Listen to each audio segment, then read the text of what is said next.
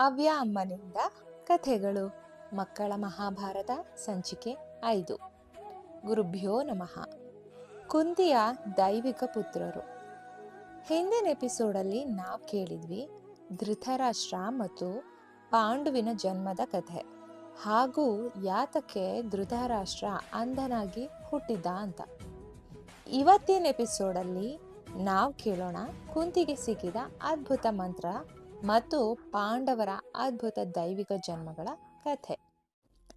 ಕುಂತಿ ಮತ್ತು ಮಾದ್ರಿ ಈ ಇಬ್ಬರು ಯುವರಾಣಿಯರು ಪಾಂಡುವಿನ ಪತ್ನಿಯರು. ಕುಂತಿ ಬಾಲ್ಯದಲ್ಲೇ ಋಷಿ ದುರ್ವಾಸರಿಂದ ಒಂದು ಅದ್ಭುತವಾದ ಮಂತ್ರವನ್ನು ವರವಾಗಿ ಪಡೆದಿದ್ರು.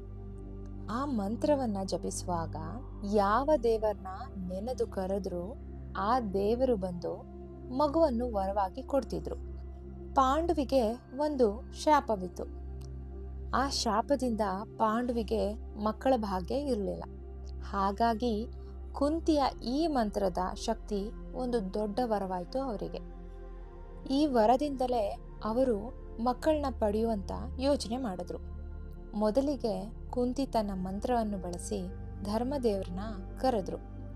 ಅವರ ಅನುಗ್ರಹದಿಂದ ಆಕೆಗೊಂದು ಸತ್ಯಪ್ರಿಯ ಧರ್ಮನಿಷ್ಠ ಮಗ ಹುಟ್ಟಿದ. ಅವನೇ ಯುಧಿಷ್ಠಿರ. ಅವರನ್ನ ನಂತರ ಧರ್ಮರಾಜ ಅಂತ ಕರೀತಾರೆ.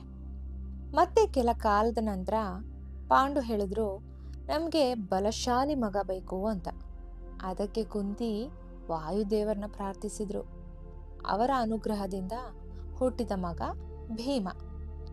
3ನೇ ಬಾರಿ ಕುಂತಿ ಇಂದ್ರದೇವರನ್ನ ಪ್ರಾರ್ಥಿಸಿದ್ರು. ಧೈರ್ಯ, ಬುದ್ಧಿ ಮತ್ತು ಯುದ್ಧ ಕಲೆಗಳ ವರಕ್ಕಾಗಿ ಇಂದ್ರದೇವರನ್ನ ಪ್ರಾರ್ಥಿಸಿ ವರ ಪಡೆದ ಮಗುವೆ ಅರ್ಜುನ. ಬಿಲ್ಲು ಬಾಣದ ಮಹಾಪಂಡಿತ, ಮಹಾಭಾರತದ ಶೂರಯೋಧ. ಮಾದ್ರಿಗೂ ತಾಯಿಯಾಗುವ ಆಸೆ ಬಂತು.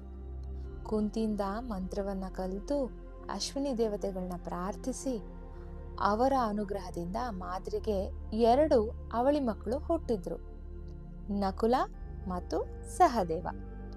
ನಕುಲ ಸೌಂದರ್ಯ ಮತ್ತು ಕತ್ತಿಯ ಯೋಧ.